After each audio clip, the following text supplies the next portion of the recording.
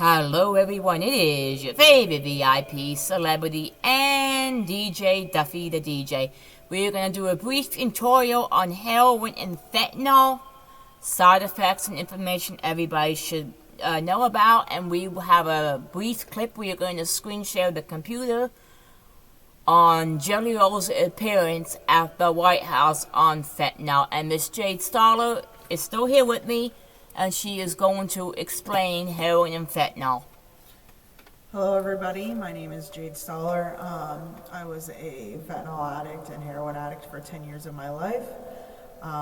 Some things that I've experienced over those 10 years is with fentanyl and heroin, there's many ways of doing it: smoking it, injecting it, or snorting it.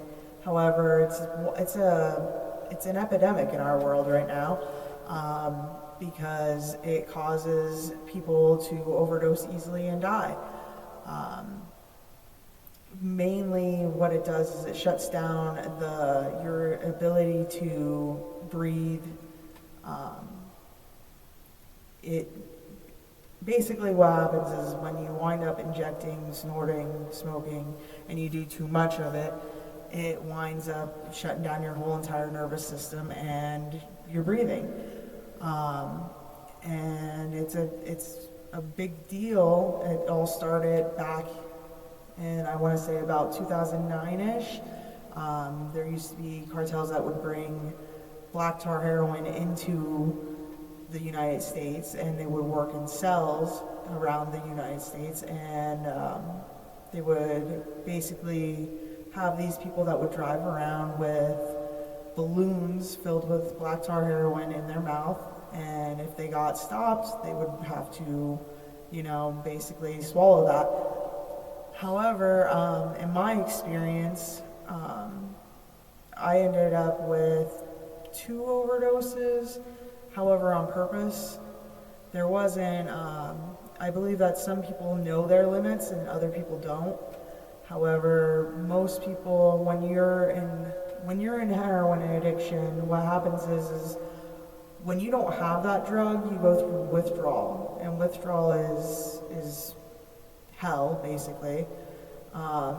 You end up going through shitting, vomiting, tremors, shaking, hot sweats, cold sweats. So some people wind up addicted to it because they just don't want to be sick.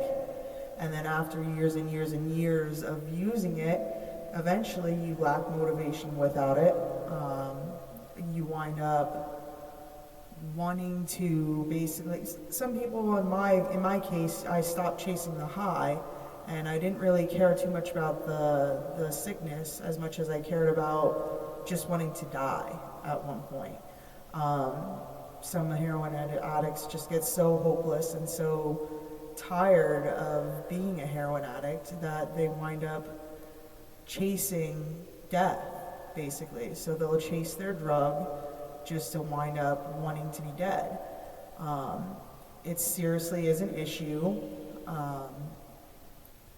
And I mean, it's ruthless, basically, as a drug. Any opioid, basically, is ruthless, because we become addicted to them, and then what happens is we end up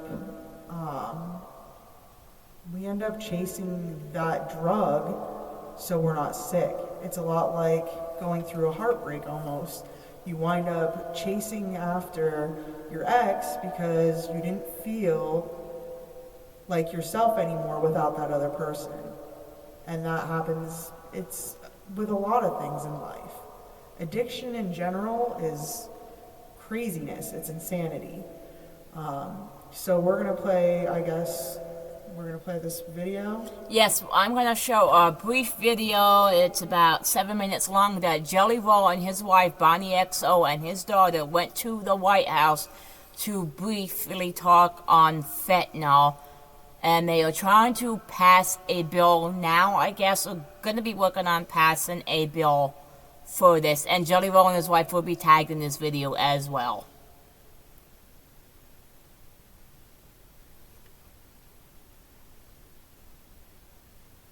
Your first committee hearing, I assume. Forgive me, I'm a little nervous. I'm used to having a rock and roll band behind me when I have a microphone in front of me. During the time that I've been given to share my testimony here, I think it's important to note before I start that in these 5 minutes I'll be speaking that somebody in the United States will die of a drug overdose, and it is almost a 72% chance that during those 5 minutes it will be fentanyl related. Having started that way, Chairman Brown, Ranking Member Scott, and esteemed committee members, thank you for having me. I know this is a bit of a curveball, but I like a little baseball myself. My name is Jason D. Ford, but to most I am known as Jelly Roll. It is important to establish earlier that I am a musician and that I have no political alliance. I am neither Democrat nor Republican. In fact, because of my past, my right to vote has been restricted. Thus far, I have never paid attention to a political race in my life.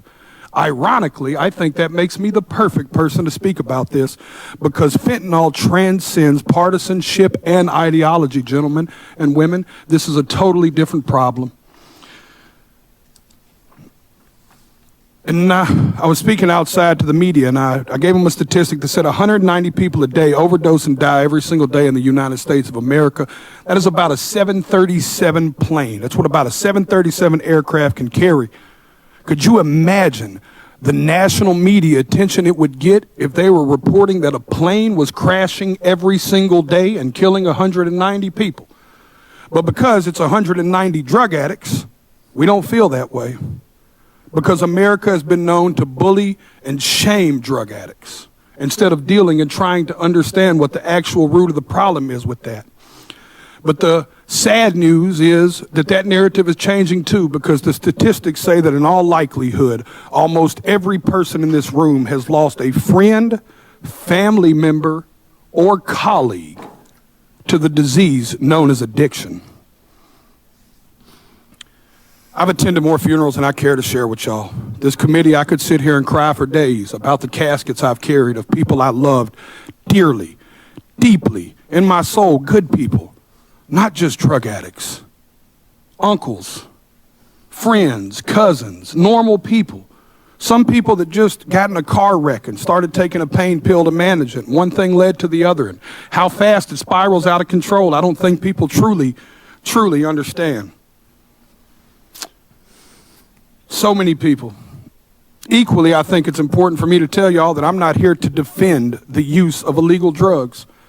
And I also understand the paradox of my history as a drug dealer standing in front of this committee. But equally, I think that's what makes me perfect to talk about this. I was a part of the problem. I am here now standing as a man that wants to be a part of the solution. I brought my community down. I hurt people. I was the uneducated man in the kitchen playing chemist with drugs I knew absolutely nothing about, just like these drug dealers are doing right now when they're mixing every drug on the market with fentanyl, and they're killing the people we love. I'll be honest with y'all, my desire is to only get older and only do better and be better. I believed when I sold drugs genuinely that selling drugs was a victimless crime. I truly believe that, y'all. My father always told me what doesn't get you in the wash will get you in the rinse. Now I have a 15-year-old daughter whose mother is a drug addict. Every day I get to look in the eyes of a victim in my household of the effects of drugs. Every single day. And every single day I have to wonder, if me and my wife, if today will be the day that I have to tell my daughter that her mother became a part of the national statistics. History repeats itself, gentlemen. Even in the 1990s, crack cocaine had long made its way into my middle lower class neighborhood.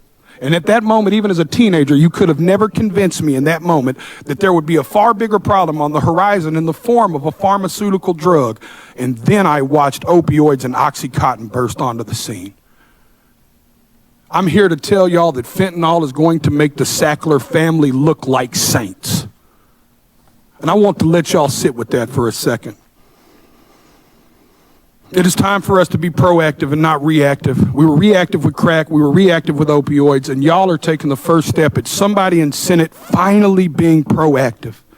I truly believe in my heart that this bill will stop the supply and can help stop the supply of fentanyl. But in part of being proactive, gentlemen and women and ladies, I have to be frank and tell y'all that if we don't talk to the other side of Capitol Hill and stop the demand, we're going to spin our tires in the mud. Y'all are taking the first step, but I encourage you to take it outside of this room and you take it to your colleagues and your constituents and you give them the most that you can. I know I've got a few seconds here, and Senator Brown said I may or may not go over. All I want to say is that I not only encourage y'all to do this, I encourage y'all to take it a step further. At every concert I perform, I witness the heartbreaking impact of fentanyl. I see fans grappling with this tragedy in the form of music that they seek solace in music and hope that their experiences won't befall others. They crave reassurance. These are the people I'm here to speak for, y'all. These people crave reassurance that their elected officials actually care more about human life than they do about ideology and partisanship. I stand here as a regular member of society. I am a stupid songwriter, y'all, but I have firsthand witnessed this in a way most people have not. I encourage y'all to not only pass this bill, but I encourage you to bring it up where it matters, at the kitchen table. Thank you for your time. Thank you, Mr. DeFord.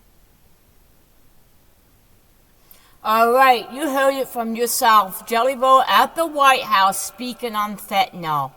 I think they really should pass this bill, and I think what he said was needed to be said. Jade, what do you have to say on this? I also believe that it should be passed. Like he said, we're burying people every day. It's an epidemic, and it needs to be fixed. It needs to be, the bills, I think, is going to be a good idea. Yes, and we also, I know a lot of us do like Jellybo's music, and I really do think what he is doing is amazing work.